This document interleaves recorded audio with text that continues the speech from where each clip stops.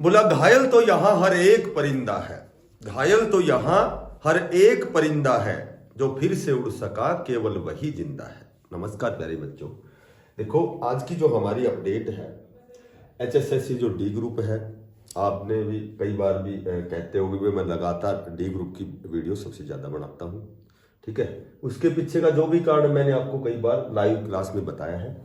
तो HSSC D group की जो वेटिंग है सभी डाउट क्लियर, ठीक है। तो कौन कौन से फिलहाल डाउट है, बहुत लंबा बच्चों का इंतजार हो गया है। अब भी यही कसमकश कह सकते हो, डाउट कह सकते हो, ऐसा संशय कह सकते हो कि भाई कितनी बड़ी वेटिंग लिस्ट आने वाली है, ठीक है। कितने बच्चों ने रिजाइन कर दिया। एक रिजाइन पोर्टल खुला हुआ था तो उसमें लगभग सभी को पता है 10,000 के लगभग बच्चों ने रिजाइन कर दिया, ठीक है। तो कुछ एक डाउट है बच्चों के, भाई कितनी सीट वैकेंट है, कैसे वेटिंग लिस्ट बनती है, ठीक है। एचएसएससी के नियमानुसार भाई कितनी % वेटिंग बढ़ सकती है, इस तरह की बातें हैं। पोर्टल का क्या फायदा है, ठीक है। ये जो थोड़ा सा है ये लड़के ने गलत लिख दिया। पोर्टल का फायदा ये है थोड़ा सा धैर्य और सभी का सिलेक्शन, ठीक है। ये लाइन ऐसे आनी चाहिए। तो वेटिंग कैसे बढ़ती है, तो इस तरह के कुछ एक पॉइंट है, थोड़ी सी चर्चा करेंगे हम। टॉप पे तो बहुत वीडियो बना दी हमने, लेकिन आज कहीं कहीं ये डाउट जो है वो आपके मैं क्लियर करता हूं, लास्ट तक देखना। देखो सबसे पहले मैं बात करूं कि वैकेंट पद कैसे माने जाते हैं, भाई इसमें कितनी वैकेंट पद हैं, वेटिंग कैसे बनती है, पोर्टल का क्या फायदा है, और यदि सी ग्रुप का रिजल्ट पहले आता तो इस पे भी थोड़ी सी चर्चा करेंगे, ठीक है। तो सबसे पहले देखो मैं आपको बताता हूं वैकेंट पद क्या होते हैं, वैकेंट पद कैसे निर्धारित होते हैं। उससे पहले मैं बताता हूं कि अखबार न्यूज के अनुसार 5300 ऐसे पद हैं जो 2018 की भर्ती के हैं, ठीक है। तो यहां से उन कैंडिडेट्स ने रिजाइन कर दिया है क्योंकि वो सी ग्रुप में चले गए। बच्चे तो वही घूम रहे हैं। 2018 से डी ग्रुप के बाद में बहुत बड़े स्तर पर कोई भर्तियां नहीं हुई, तो वो बच्चे सारे लगातार लाइब्रेरी में, कोचिंग सेंटर में, ठीक है, लगातार स्वाध्याय भी कर रहे हैं।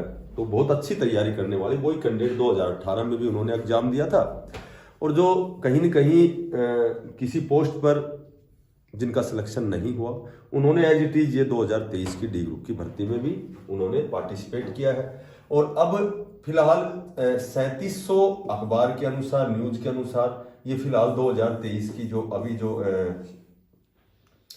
अभी 25,000 का रिजल्ट आया है, तो 25,000 का जो सी ग्रुप का रिजल्ट है, हरियाणा पुलिस का रिजल्ट है, तो इसमें डी ग्रुप के 3700 ऐसे कैंडिडेट थे जिन्होंने डी ग्रुप ज्वाइन किया था और वो सी ग्रुप में चले गए हैं, तो यहां उन्होंने रिजाइन कर दिया। तो ये 9,000 तो कई 2-3 दिन लगातार अखबार में आया है, 9,000 बच्चों ने डी ग्रुप से रिजाइन कर दिया। अब पोस्ट सबको पता है 13,657, और यदि जानकारी की माने तो 2660 ये एडिशनल, यानी कि लगभग 16,300 प्लस कुछ मेरे ख्याल से वैकेंसीज हैं डी ग्रुप की, ठीक है।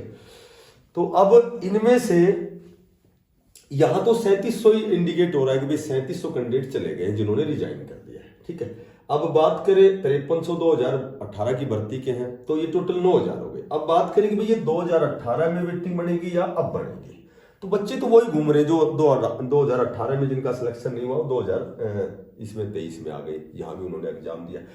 तो एक नियम होता है, देखो वैसे तो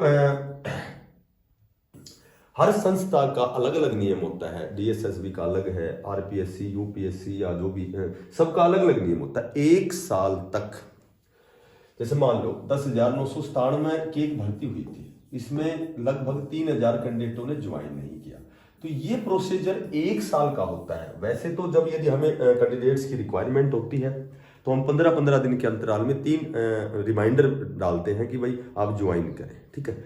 और यदि वो ज्वाइन नहीं करता है तो तुरंत प्रभाव से हम वो पद रिक्त मान के और नई भर्ती करते हैं या नई वेटिंग लिस्ट निकाल के, और जितने कैंडिडेट्स की हमें रिक्वायरमेंट है वो वेटिंग लिस्ट बना देते हैं।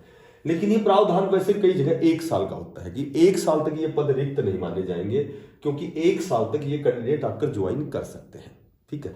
तो 3,000 कैंडिडेट ये हो गए। 700 कुछ कैंडिडेट जो टीजीटी में चले गए हैं, ठीक है। अभी 2660 की जो लिस्ट आई थी, तो यहाँ भी बहुत से कैंडिडेट ने ज्वाइन नहीं किया। तो ये बहुत बड़ी लिस्ट है, ये 4-5 हजार ऐसे हैं, 4000 के लगभग ऐसे हैं जिन्होंने ज्वाइन नहीं किया। तो हो सकता है इनको 1 साल दिया जाए। 1 साल का मतलब फरवरी में शायद ही रिजल्ट आया था, फरवरी में आया था या मार्च में आया था। तो हो सकता है ये वेटिंग लिस्ट जिन्होंने ज्वाइन नहीं किया, ये आपको मैंने बताया था 2 या 3 वेटिंग बनेगी, तो ये हो सकता है बाद में आए, अभी इसमें ना जुड़े। लेकिन ये जो 9000 प्लस अभी 1-2 दिन में और भी डाटा आ जाएगा, 10 से 11,000 तो कैंडिडेट ये हैं जिन्होंने रिजाइन किया है, ठीक है। तो मोटी बात ये है कि जो वेटिंग लिस्ट है ये इतनी बड़ी तो आ ही सकती है, क्योंकि इसमें तो एक बात करें हम पोर्टल की, देखो पोर्टल की जब बात करें उससे पहले एक बात और करते हैं कि वेटिंग, जैसे एचएसएससी ने एक और नियम बना रखा है कि जिस पोस्ट पर 25 पद है तो 25% वेटिंग बनती है, ठीक है।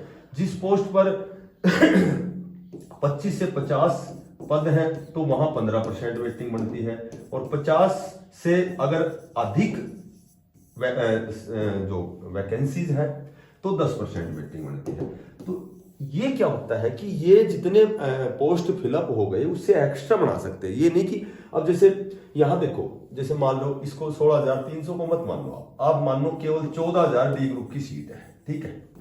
तो ये नहीं है कि अब वेटिंग लिस्ट इसका 10% निकालेंगे, ऐसा नहीं होता है। 1400 निकालेंगे इसका 10%, ठीक है, ऐसा नहीं होता है। पहले ये सीट पूरी फिलअप होंगी, उसके बाद ये जो परसेंट होता है, ये यदि रिक्वायरमेंट है और कैंडिडेट की, तो हम 10%, 15%, 25% ये वेटिंग बना सकते हैं। ऐसा नहीं है कि 14,000 है, यहां सारी सीट खाली हो गई, 13 से 13 कम से कम 13,000 सीट खाली हो गई, 4,000 तो पहले ही जिन्होंने ज्वाइन नहीं किया, 9-10 हजार ने रिजाइन कर दिया, ये हो गए सारे 13,000 हो गए, 13 के 14 ही हो गए, ठीक है, या 12 ही हो गई, ये लगा लो, 12.5 हो गई, ये भी लगा लो। ये थोड़ी है कि ये जो सीट तो वैकेंट हो गई, नया सीट ही होगा, उसमें सीट को ऐड करेंगे। ये बेचारे 4 साल से इंतजार कर रहे हैं, 3 साल से इन्होंने मेहनत की है, और ये सीट तो वैकेंट है, और 10% इसकी वेटिंग बनेगी, और उसके बाद में बाकी सारी चीजें नई सीट पे जाएगी। वहां भी फिर कोई ना कोई ऐसे दिक्कत हो जाएगी, फिर वो ये तो कभी ना लगेंगे, ऐसा नहीं होता है। ये होगा कि आपकी पूरी सीट पहले फिलअप होंगी। ये जो 2023 डी ग्रुप की भर्ती है, जितने ने रिजाइन किया है, ठीक है, जितनों ने रिजाइन किया। एक और बात बताता हूं कि ये जो वेटिंग लिस्ट है, 5300 बच्चे 2018 की रिजाइन कर चुके हैं। तो ये नहीं कि 2018 की वेटिंग बनेगी, ठीक है, ये वेटिंग 1 साल का पीरियड होता है इसमें। ये 2018 की वेटिंग जब बनेगी, देखो यदि डी ग्रुप की भर्ती केवल 2018 में हुई है, ठीक है, तो और ये नई भर्ती यदि नहीं होती है, नई भर्ती यदि नहीं होती है तो वेटिंग बढ़ेगी 2018 की। जैसे हरियाणा पुलिस 2020 की भर्ती थी, ठीक है, बाद में हरियाणा पुलिस उसके बाद में नहीं हुई, तो 2 वेटिंग लिस्ट आ गई उसी भर्ती में। लेकिन यहाँ 2018 के बाद में 1 साल तक वेटिंग का होता। हाँ, कुछ एक बच्चे होल्ड पर यदि होते हैं, देखो होल्ड पे होते हैं तो उसकी वेटिंग 5 साल बाद भी आ सकती है, ठीक है। जैसे टीजीटी में संस्कृत की वेटिंग आई थी, इंग्लिश की वेटिंग आई थी, पुरानी भर्ती की, ठीक है, ऐसे और भी बहुत सी भर्तियां हैं।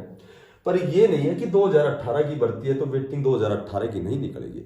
ये जो 5300 कैंडिडेट है, ये सीट वैकेंट हो गई, ये वैकेंट हो गई, तो ये फिलहाल जो सीट हुआ, हालांकि इन सभी बच्चों ने, पिछले जो बच्चे जिनका सिलेक्शन नहीं हुआ, उन्होंने ये डी ग्रुप का भी एग्जाम दिया है, तो 2018 का तो मतलब ही खत्म हो गया। ये जो 9,000 है, 10,000 है, ये 3-4 हजार जिन्होंने ज्वाइन, ये 12-13 हजार हैं, जितने भी हैं, ऑफिशियल डाटा इसका नहीं है, लेकिन ये सारी पहले फिलअप होंगी। ये जो फिलहाल वर्तमान में तो जो 14,000 पद हैं डी ग्रुप के, ये फिलअप होंगे, ठीक है। हो सकता है कि एक साथ ना निकालें ये 13,000। मैंने बताया है कि जिन्होंने ज्वाइन नहीं किया वो पद रिक्त हो सकता है कि उनका टाइम 1 साल का हो, कि भाई 1 साल बाद ही पद रिक्त माने जाएंगे। रिमाइंडर दिए जाते हैं 3-3 महीने या 2-2 महीने बाद, जिस हिसाब से मतलब प्रक्रिया धीरे भी हो सकती है, तेज भी हो सकती है, ठीक है। कई बार रिमाइंडर दे दिया भाई आप ज्वाइन करें, उसके बाद 2-3 महीने तक ना दिया, तो वो एक प्रक्रिया लंबी हो गई। कई बार 15-15 दिन के अंतराल में 2-3 रिमाइंडर दे दी, उसके बाद उस पद को रिक्त किया जाएगा और फिर वो वेटिंग बन जाएगी। तो पहले मैं आपको बताता हूं कि पहले है जो डी ग्रुप की आपकी ये जो वैकेंसीज है, ये पूरी फिल होंगी, उसके बाद 10% वेटिंग का जिक्र कर हो सकता है, या फिर उसके बाद नया। पहली बात तो ये है कि जब ये पद निकले थे 22 से 23 हजार कैंडिडेट, तो डी ग्रुप के जो बहुत से डिपार्टमेंट में पहले ही पद रिक्त थे, ठीक है। तो ये बहुत मैक्सिमम एक बार डाटा आया था 1,20,000 सी और डी ग्रुप के जो पद रिक्त हैं, ठीक है। तो उनमें मैक्सिमम तो HKR से भी भरे गए हैं, लेकिन फिर भी बहुत से डिपार्टमेंट में अभी डी ग्रुप की रिक्वायरमेंट है। तो 8 से 10,000 नया CET डी ग्रुप के लिए हो सकता है। बाकी ये नहीं है कि भाई ये पद अभी छोड़ दिए जाएंगे और ये जो पद है नए CET में जोड़ दिए, ऐसा कभी नहीं होगा, ठीक है। और नेगेटिविटी फैलाने वाले पहले भी थे, आज भी हैं और आगे भी रहेंगे। वो जो त्रेता युग में भी थे, द्वापर युग में भी थे, आज तो कल युग में तो होना ही है। तो बिल्कुल आप पेशेंस रखें, धैर्य रखें। ये पोर्टल का इसलिए देखो, पोर्टल का फायदा क्या है। पोर्टल की मैं यदि बात करूं तो पोर्टल का केवल एक ही फायदा है।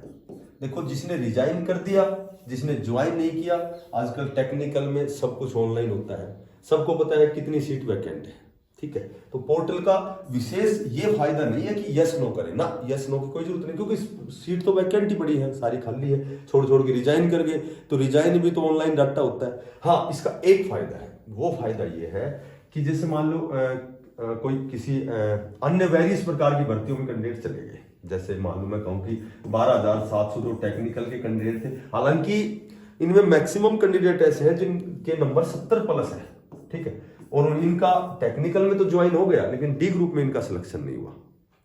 हो गया, बहुत बतेरे कैंडिडेट्स का हो गया जिन्होंने यहाँ ज्वाइन नहीं किया, लेकिन ऐसे भी कैंडिडेट है जिनका डी ग्रुप में सिलेक्शन नहीं हुआ लेकिन टेक्निकल में हो गया, उनके 70+ नंबर हैं। तो पोर्टल से ये फायदा होगा कि वो नो करेंगे, और नो करेंगे या नहीं, नो नहीं करेंगे तो भी वो पद रिक्त माने जाएंगे, ठीक है।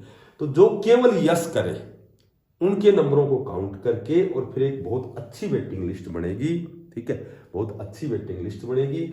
और उसके बाद हो सकता है कि सेकंड जो वेटिंग लिस्ट है वो जितनों ने ज्वाइन नहीं किया उनकी बन सकती है। भाई ऐसा तो हो सकता है, संभवतः सारे जोड़ के एक साथ ना निकाले, ठीक है। तो ये जो वेटिंग आएगी, जो फिलहाल जो वर्तमान CET डी ग्रुप का हुआ है उसी के अकॉर्डिंग आएगी। और जितनी वैकेंसी है, यदि वैकेंसी बढ़ाई गई है तो ये जो बढ़ाई गई है केवल इतने ही कैंडिडेट जो बढ़ाई गई, जो एडिशनल जो लिस्ट है, केवल यही कैंडिडेट ऐसे हैं जो डी ग्रुप के होंगे। इतने, ये नहीं, इतने नंबर ऑफ नंबर्स ही इतने होंगे। बाकी 13,657 है, ये तो सारे पद आपको रिक्त ही मिलेंगे और रिक्त हो चुके हैं, रिजाइन चल रहा है लगातार, ठीक है। कुछ पुरानी भर्ती का जो भी कैंडिडेट्स ने रिजाइन दिया है वो इसी CET में उन्होंने एग्जाम भी दिया है डी ग्रुप का। तो कहने का मेरा मतलब ये है कि जब इतना आपने पेशेंस रखा है, धैर्य रखा है, इतना इंतजार किया है, तो थोड़ा सा इंतजार और करें, बहुत जल्दी आपकी प्रॉब्लम सॉर्ट आउट होने वाली है, ठीक है। और लगभग देखो, कई बार धैर्य नहीं होता भाई, सभी हम सामाजिक प्राणी हैं, ठीक है। तो मैं भी वैसा ही हूँ, आप भी, सब वैसे हैं, धैर्य नहीं होता, क्योंकि बहुत जब लंबा इंतजार होता है ना, तो या तो वो चीज़ हम छोड़ देते हैं, भाई इसका इंतजार करना बेकार है, या फिर कहीं न कहीं थोड़ी सी आशा की किरण जब हमें दिखाई देती है, ठीक है, तो फिर हम इंतजार करते हैं। और विशेषकर जो अच्छे इंटेलिजेंट बच्चे थे वो तो 9,000 10,000 वो तो चले गए। तो ये जो अब डी ग्रुप में जो इंतजार कर रहे हैं वो भी छोड़ के जाएंगे, मैंने पहले ही बताया था, क्योंकि महत्वाकांक्षी जो कैंडिडेट होता है, जो बच्चा होता है, वो अब भी डी ग्रुप को छोड़ के जाएगा, ठीक है। तो थोड़ा सा और पेशेंस रखें, और जो साथी नए हैं बहुत जल्दी आपकी वेटिंग लिस्ट बनने वाली है, बहुत बड़ी वेटिंग लिस्ट आएगी। और ये भी आपको बता देता हूँ, एक वेटिंग लिस्ट से काम नहीं चलेगा, आपके 2 भी आ सकते हैं और 3 भी आ सकते हैं, हो सकता है, क्योंकि वो 1 साल का जो पीरियड होता है, जब नई डी ग्रुप किया जाएगी तो ये सारे बच्चे जो रह गए वो वहाँ एग्जाम देंगे, ठीक है। तो वो सारी प्रक्रिया चलती रहेंगी, अपना प्रयास जारी रखें, बहुत अच्छी तैयारी करें। और जो साथी नए हैं इसको सब्सक्राइब करना, ज़्यादा से ज़्यादा शेयर करना। आज धनतेरस की सभी साथियों को हृदय से शुभकामनाएं, सभी साथियों को बेस्ट ऑफ लक, धन्यवाद, राम राम।